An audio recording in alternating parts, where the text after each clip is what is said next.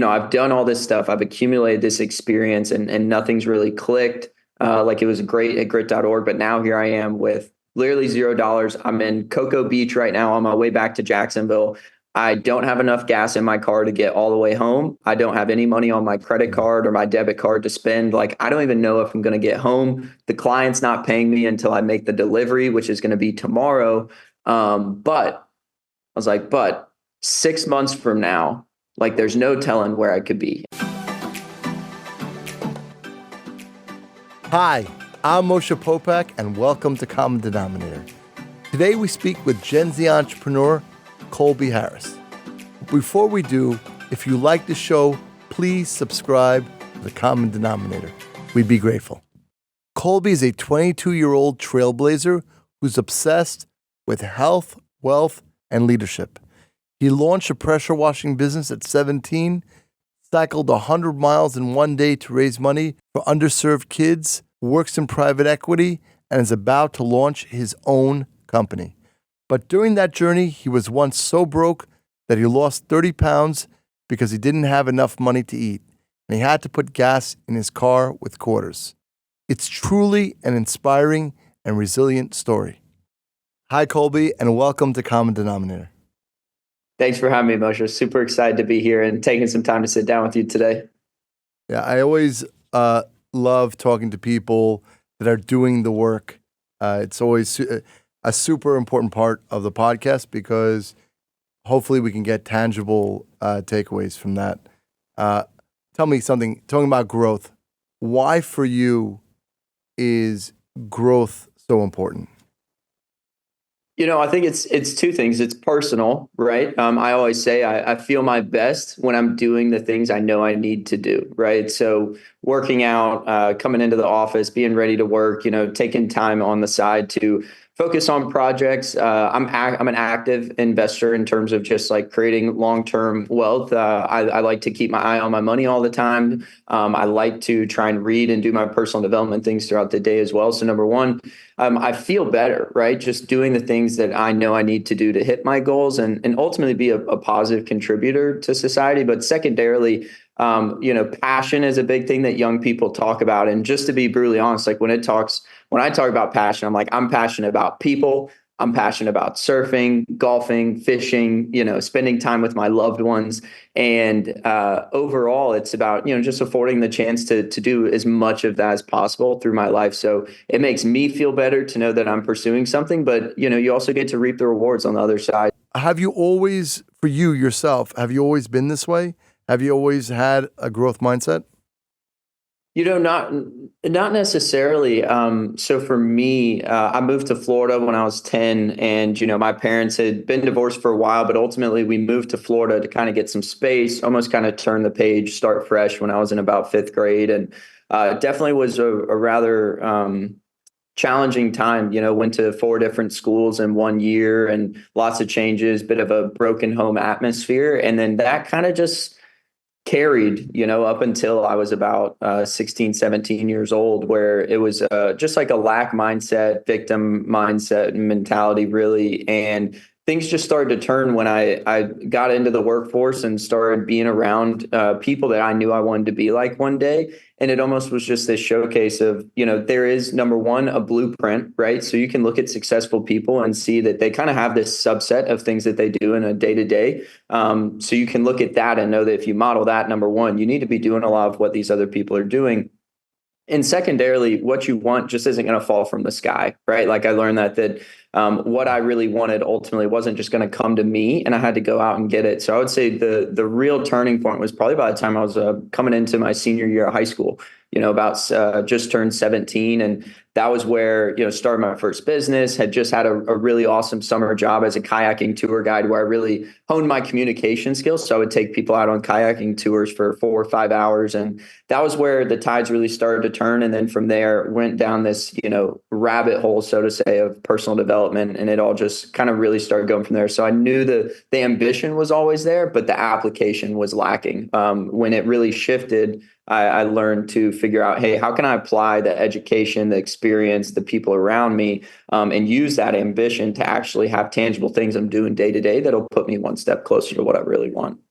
That's great. And what was that first business you started at 17? Yeah, it was a pressure washing business. So I had the sales and the marketing side. Another one of my friends, I didn't know anything about pressure washing machines, but he did. So it was like, hey, I'll make sure we get clients. You show me how to use the machine, and it was just really cool. We spent about $1,000 between pressure washing machine, flathead surface cleaner, t-shirts, marketing material, business cards, and then scaled it up immediately. Like we became profitable in the first 48 hours of having the business. And that's when I was like, wow, this entrepreneurship, having your own business, this might just be the way to go.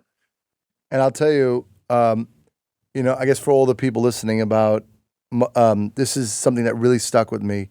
My grandfather told me, you'll have kids, that don't want to be in school. He's like, if you want, the most important thing in life is that discipline. You want to teach them that discipline? Okay, they don't want to be in school, put them to work.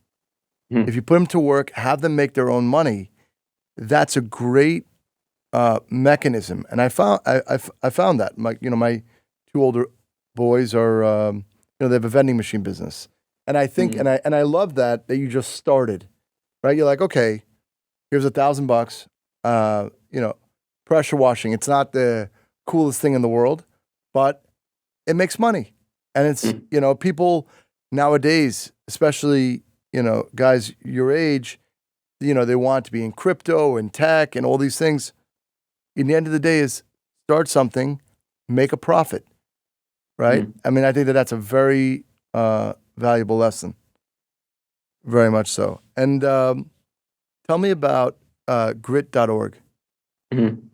Yeah. So I had the pressure washing business for about 3-4 months. And the founder of Grit is actually my cousin. So he's about your age. He's 44 right now, I believe it is. And he called me soon after having the business, and he had been sitting on that idea for a number of years and hadn't quite launched it yet. And essentially, he wanted me to kind of pioneer the program alongside him. And really, it started with essentially, to tell you what Grit is all about, though, grit.org is designed to help young people build more grit, right? So really helping people develop mental, physical, and emotional resilience. And where it really stemmed from was Grit University, which is the entrepreneurship internship program that I really pioneered and, took the first shot at it that summer of 2020. And that went on to create, Grit University. Our business we launched was Grit Camp. That's what Brian told me. He said when we talked about the program, he said, I want to help you implement time-tested life and success principles and habits, like going to the gym, like reading, like the art of networking. But we're also going to launch a business. And that business that ended up being our summer sports camp told me I'd get profit sharing and, we'd make some money and learn business. And that was it. That was all I really needed to know to be sold. And we decided to team up and then got started first time running our camp that summer in 2020, which also happened to be during COVID. So it was an uphill battle that after that first summer, we just really meshed in terms of the business and overcoming that first summer being during COVID. It was just something special to be like the launch year, having to face COVID, went from 12 kids our first week at that camp to over 60 kids there by week 3. It was a pretty poetic story that summer. And, we ended up deciding to team up for about another 2.5 years. I love that. And that was like kind of like a sleepaway camp where the kids were learning, or was it a day camp? Yeah, so it's a day camp. Grit Camp's a summer sports camp, same concept, designed to help young people build more grit. So we would do field sports, court sports, calisthenics, anything from kickball to flag football to dodgeball to, we would do have guest speakers come. So we've had Olympic athletes, NFL players, former MLB players come and speak at camp. And it's just that same concept of really driving home principles, right? So grit.org was really built on our Grit Creed, which is 12 principles that we believed every person could really live by. And that's what the camp was all built off of also. So reciting them during the day, the speakers were designed to come in and kind of reinforce those. Camp was completely run by high school and college age students. So really learned like a lot of management skills at that time. And of course, marketing and doing sales for the business as well. But yeah, day camp, summer sports camp for kids, Monday through Friday, usually running about 6 to 8 weeks of summer.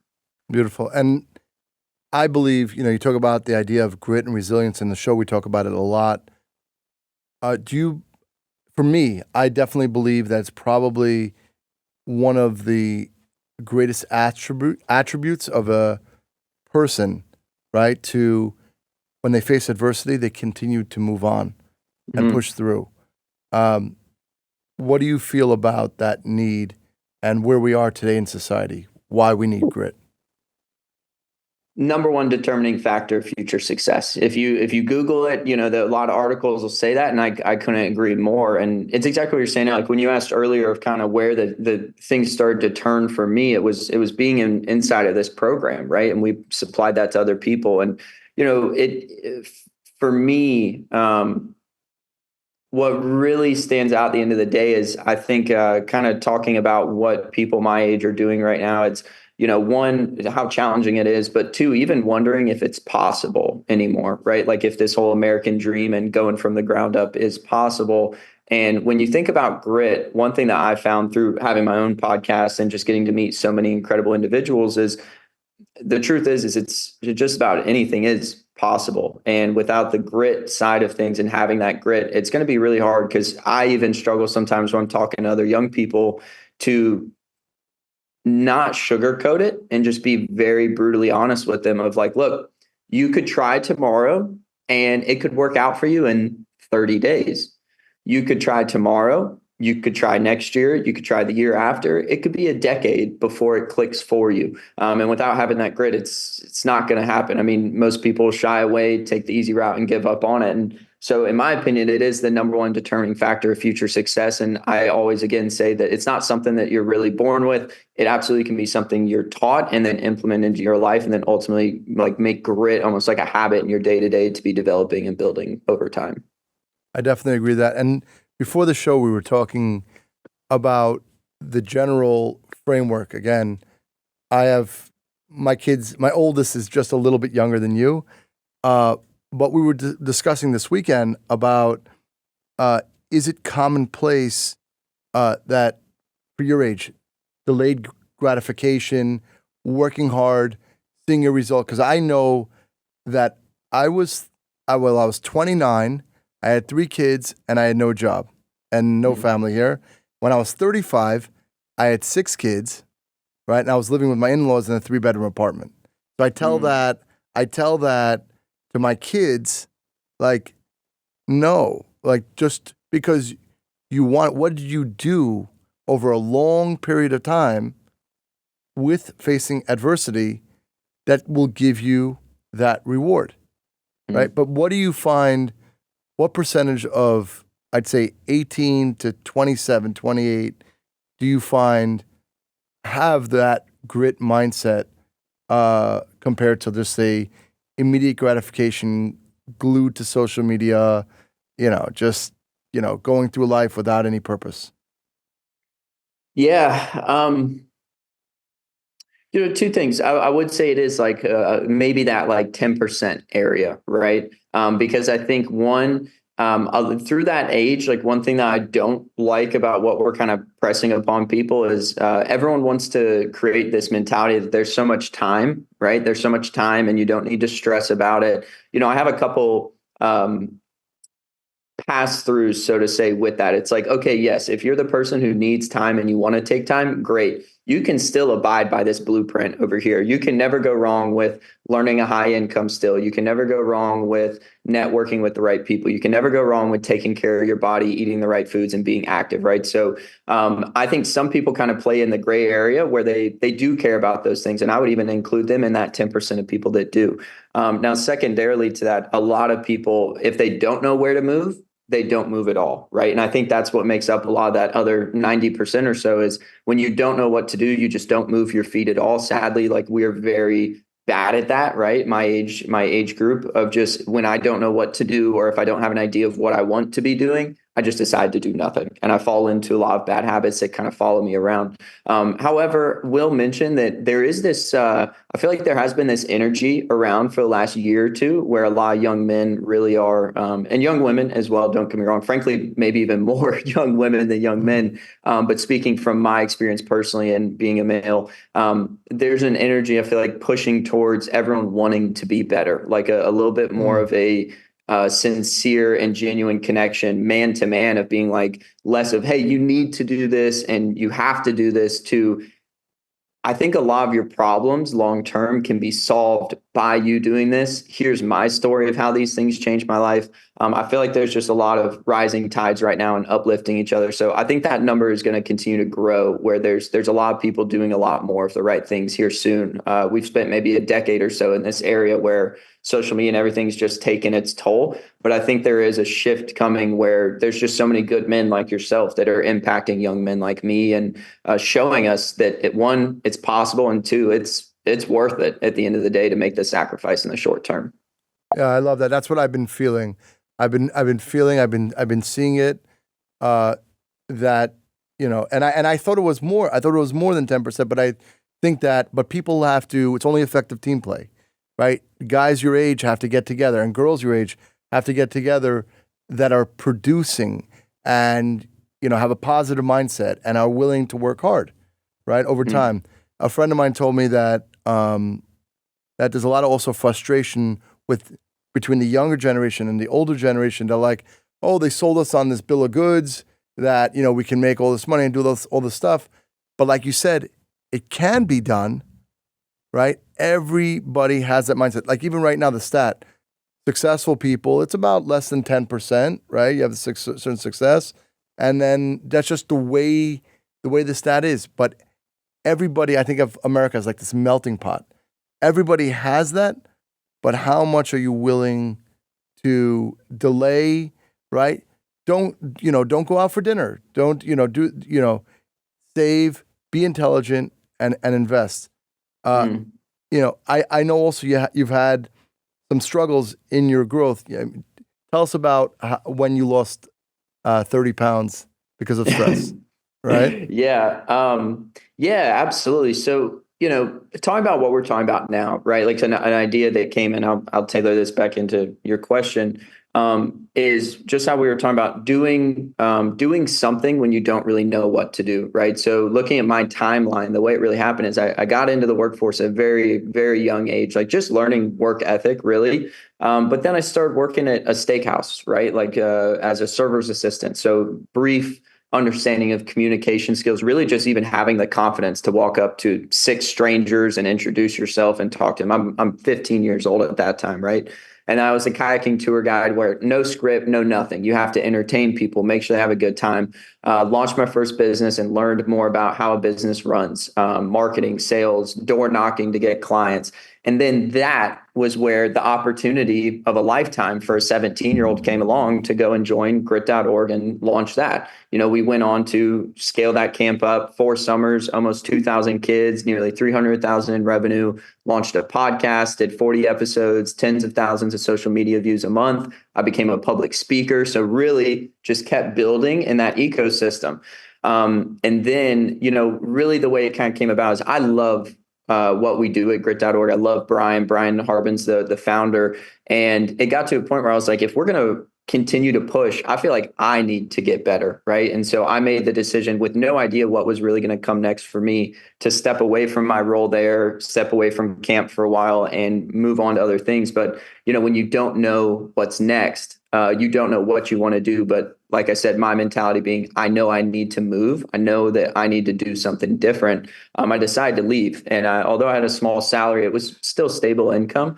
And so sure enough, here I was coming into January. I had just bought like another like personal development opportunity a few months ago, and over leveraged myself there, ended up in credit card debt, not bad, just like $3,500 in credit card debt, ran out of money, went back to doing manual labor just to try and survive day to day. Had not a pressure washing business, but really focusing on the elderly communities where I'm originally from. And I relaunched this business up there, moving furniture, doing things like that just to get by. But it's crazy to go from running a podcast, speaking on stages, having a business. It wasn't hyper successful, but we had profit every summer. We're doing 100K in revenue a summer, to doing manual labor and having $0 in the bank, putting gas in my car with quarters. I did lose 30 pounds over the course of about 4 months, just not even being able to afford to eat, right? I mean, I was just doing ground beef, sweet potatoes. I'd walk into the Aldi, like this little grocery store up here in Jacksonville, and I would get like 6 pounds of ground beef, a couple sweet potatoes, and that was it for the week, right? Just one meal a day, do like a pound of beef and some sweet potatoes. And even that was a blessing, right? Despite losing all the weight at the time. Going through that though, I have videos in my phone where I kind of documented it, where I'm just like at one point I drove to Miami, drove down to you Mm. actually. I was doing picking up some like baby equipment for a client, right? Like stuff that her child had grown. She was going to give it to this lady in my area, and she said, "Hey, will you drive down, pick it up?" Absolutely. She paid me great for it too. I Mm. was happy to do it. But on that trip back, I just watched the video like last week, I believe it was, and again saying the same things. I'm like, I've done all this stuff, I've accumulated this experience, and nothing's really clicked. Like it was great at grit.org, but now here I am with literally $0. I'm in Cocoa Beach right now on my way back to Jacksonville. I don't have enough gas in my car to get all the way home. I don't have any money on my credit Mm. card or my debit card to spend. Like, I don't even know if I'm going to get home. The client's not paying me until I make the delivery, which is going to be tomorrow. But I was like, but 6 months from now, like there's no telling where I could be. And I'm just laughing about it because I'm like, this Yeah. this sucks right now. But that weight, I think it's very, very undervalued what it feels like to have that weight, bear that weight, suffer beneath that weight to the point of you realize, wait, I don't know how much worse it could get. Like if I'm in Mm. this spot right now without knowing what to do next, it's empowering to just think that if I keep going and something clicks, I can get myself out of this. I can find another way to make it all work. And then just like I'm talking about now, lo and behold, preparation met opportunity and got to join an incredible company soon after. And it's completely turned around not only my just personal situation, but also professionally being around people that are playing this game at a very high level. So it was really challenging. But I think that that's one thing that a lot of people fear is like going to that place of nowhere else to turn, not knowing what to do out of fear, but not understanding that if you go there, it's going to push you to a place that never would have been possible without actually visiting it for a time. By the way, I just want to let you know, I think that for 22 years old, the way you explained that is brilliant. By the way, I think that I constantly have that experience just in the nature, right? You want to be an entrepreneur, you want to be successful. And I was telling a group of friends, I'm part of a business network, and there were a few very, very intense. And each time as you grow, it's 100% of the time it's going to be this way. Each time as you grow, that weight is going to be there. I always say about fear. So what is that? There's an unknown feeling, and you explained it very, very well. There's this feeling, and the typical thought would be, oh, that feeling, that's bad. Actually, it's unknown, and I'm going through the bad right now, and the only way, because only energy, the only way is that you go up, and you just prove that, right? I mean, right? You're working in private equity now. Tell us about that experience. Yeah. Again, just poetic times, right? So the way I landed here, technically, we're a private equity firm, Collective Influence, founded by Eddie Wilson, Andrew Cordell, and Dan Fleischman. So founding team couldn't be any better right here in Ponte Vedra, Florida. But the way that things transpire, right? So I'm on our sales team here. We've got 13 or 14 companies now, and I work on about 8 of them, right? So front facing with clients, just driving revenue every single day. But the way it happened, I was at a Best Buy in October of 2023. There's this guy there with all this camera equipment. And I happened to just strike a conversation with him like, hey, man, what are you shooting? Like, I mean, he's holding $20,000 worth of camera equipment. Mm. And he's the chief brand officer for Eddie and Andrew and Dan here at this office. And we get to talking. There were some synergies there, as you could imagine, between grit.org, what I was doing and what they do here. Invited me to the office. I came down, I got to meet the founders briefly, and it was very casual, just like see the office. But it ended up being Eddie was hiring a personal assistant. And for anyone who knows, if anyone knows Eddie Wilson, or if you don't know Eddie, by far my favorite entrepreneur. I mean, he's built and exited over 100 companies now, owns 4,000 real estate doors, is totally driven by impact, has a nonprofit that's working in 25 countries now, I believe it is. But nonetheless, Eddie was hiring a personal assistant. And so at that time when I had no money, just, losing weight, can't afford to eat, can't even put gas in the car to do my manual labor job, I was like, well, if I can make $30,000 a year, getting this guy's laundry, making his coffee, but being plugged in, watching him operate, seeing what he does, that's a multi six figure a year salary in my head. Indirectly, nothing could be more valuable than that. And so I came in and interviewed, and the HR guy, Jordan, he's an incredible gentleman, but he said, look, man, I don't think that this, personal assistant is going to fit you. I don't think it's going to meet your ambition, but we've actually never had a sales floor here. We're looking to start one. And so again, I was put in that driver's seat of being a pioneer, first on the sales floor, launching it, writing the scripts, working the copy, really just testing the waters for them. And it all came about from one, networking, right? Sparking a conversation with this gentleman.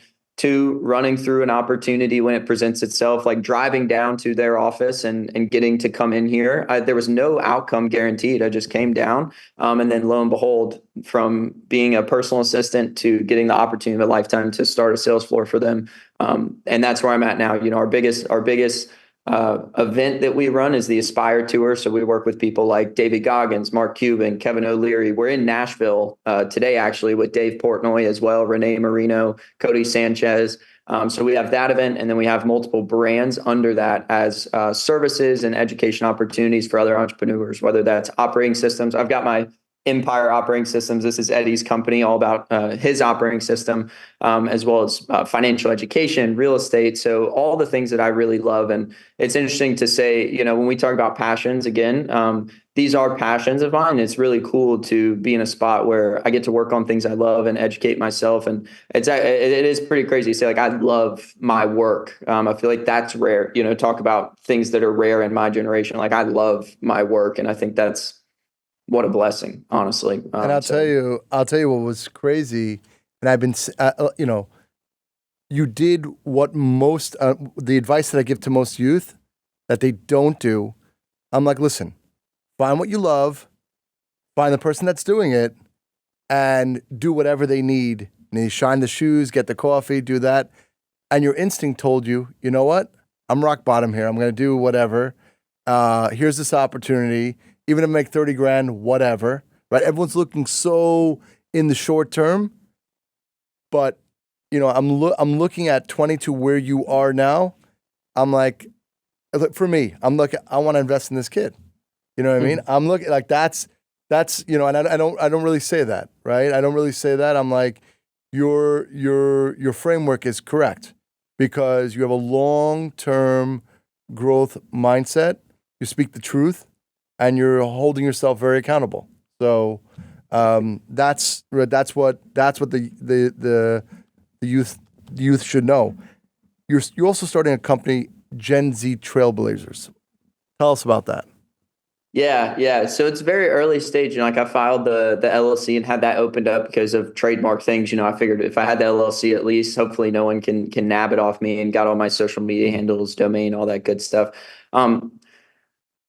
It stemmed from when I was in high school and I got my first letter of recommendation for the Grit.org opportunity. And one of my teachers framed me in this letter of recommendation. He was a longtime veteran, reached very high ranks in the military. And that was his opening line. He said, Colby Harris is a Gen Z trailblazer. And it just hit, right? Like, it hit very at home when he said that. I was like, that's a powerful slogan. And I've kind of just sat on it for a long time. And, there's some things different, like what we did at Grit. It gave me purpose. I will say, like, I'm reminded sometimes, like, when I put people into our events and tickets and things like that, I'm giving someone the chance to go in there and change their life, right? By hearing these incredible speakers. But sometimes I feel like I'm missing that purpose I once had at Grit. And so it's a different concept, but really taking everything that I've done and taking what we're talking about today and formatting it in a way between personal finance and investing, personal development, professional development, mindset, and bringing it to people in a very raw way that I've really experienced it, right? Because I found that although I try not to foreshadow it that like as no nobody's perfect, right? And I fall short, and I'm lack discipline sometimes, and that happens. But that's really what I want to bring to people, right? Is it's just taking everything I've experienced, because I get what you're saying now fairly often, right? Where people are like, huh, I wish I knew more about what you've done and how you've done it for either my kids or for myself, however it looks like. And I really would love to bring that back, have a purpose, whether it's something that is long term or something that I just plug in with time. But I love that whole, like, I love the idea of people coming out and saying, I'm a Gen Z trailblazer. Everyone throws around Gen Z in a negative light and all of the ads and all of the headlines.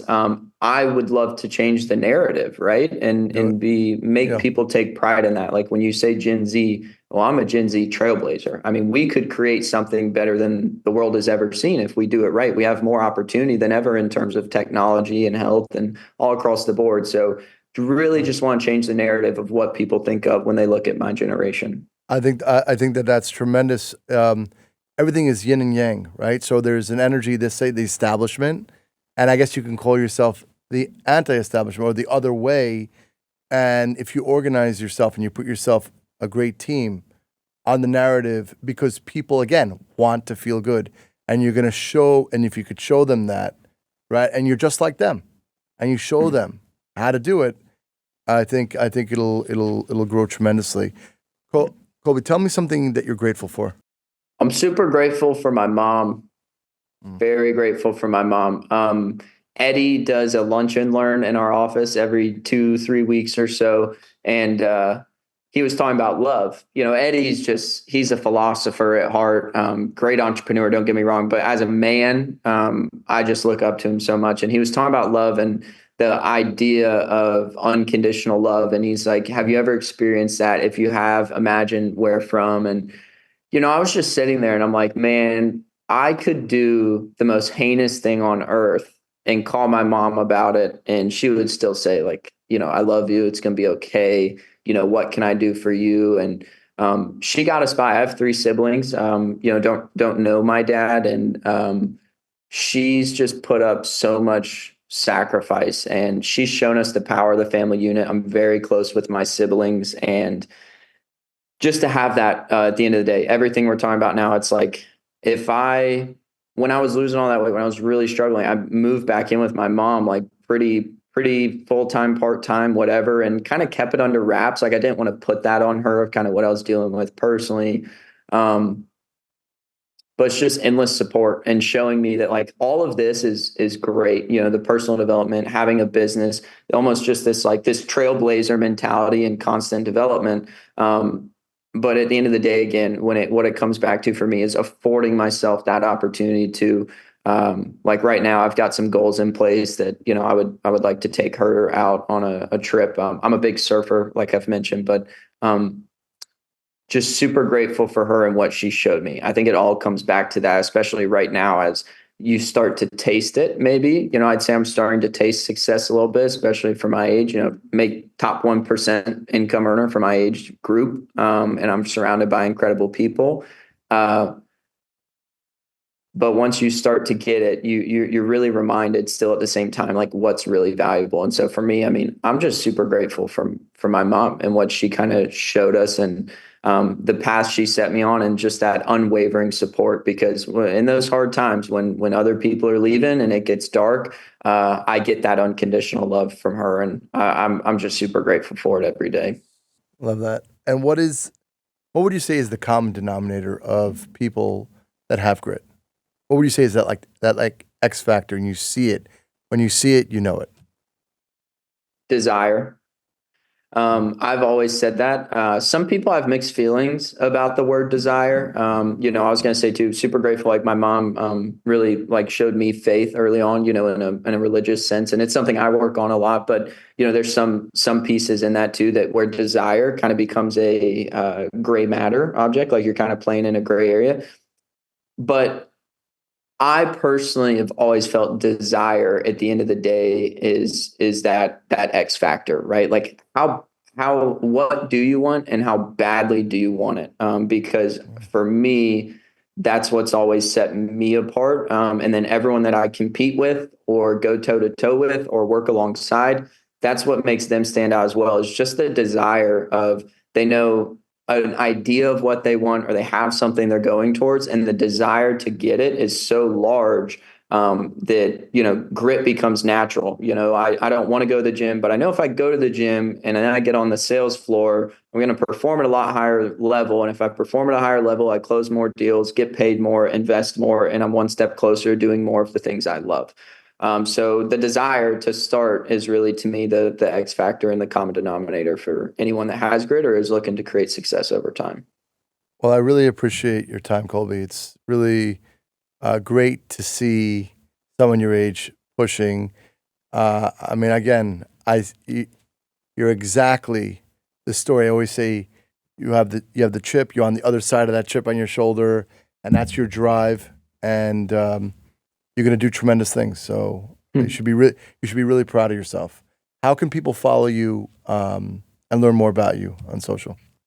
Yeah, it's just Colby Harris, Colby Harris, Harris on Instagram. Definitely there. That's where I'm going to be most active, of course, and keeping everyone up to date. Should have everything rolling on the Gen Z Trailblazers accounts, website, things like that in the very near future. It's been a big project that I'm getting kind of that point where people always say, like, you have your MVP, your minimal viable product. That's kind of where I'm getting to, where I'm like, I just need to bring this out and bring it to the people as much as I can. So Colby Harris on Instagram, though, straight up, that'll be the best place to stay in touch. And, thank you for having me. I don't get to go on other shows often, so it's always fun to revisit some of the things that have happened and kind of put it into words and advice. But thank you for doing what you do. I having ran a podcast, these things don't go unnoticed, and people like myself tune into your show. And so I appreciate you creating that platform for young guys like myself to tune in and learn. Thank you. Yeah, it's a labor of love. So I appreciate that. Thank you. Thank Absolutely. you so much, Colby. All the best. Hope you enjoyed my conversation with Colby. If you're watching on Facebook or YouTube, we'd be grateful for a like, share, and subscribe. And if you're listening on Apple or Spotify, feel free to leave a rating and review. Have a great day, and I'll talk to you again soon.